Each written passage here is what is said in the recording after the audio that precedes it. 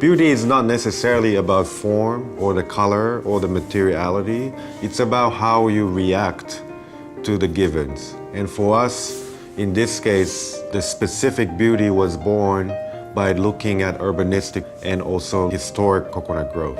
Coconut Grove has always had this identity that really celebrates artists. It celebrates live music. It has the Coconut Grove Playhouse. It's had so many great plays and films that have been presented there. So Coconut Grove is really where it all started. Coconut Grove has always been a community that has, I would say, soul. Intervening in that kind of situation as an architect or as a planner, you have to be very careful. When we bring these great international minds and artists to come to our cities and communities, for them to gain the context and care about the context was really one of the most important things, I think. Architecture can be very specific to the climate and very specific to the culture that exists.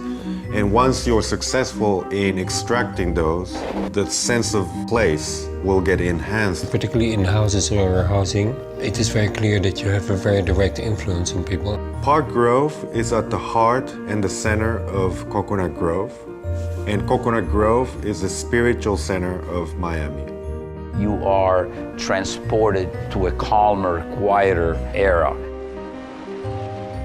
You have the best of Miami, the water, tremendous vegetation, great parks. This is a very unique place. Miami has been coming on strong for the last, I would say, good 20 years. It's just flourished as an international city, the gateway to Latin America.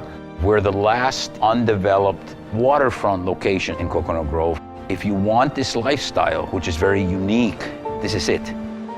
We analyzed the site urbanistically. It's a waterfront, it's surrounded by nature. So we wanted to represent an extrusion of a landform rather than a building. If you look out at the view of Biscayne Bay, you see a series of barrier islands. And so what's interesting is the buildings, forms, and shapes are of these barrier islands.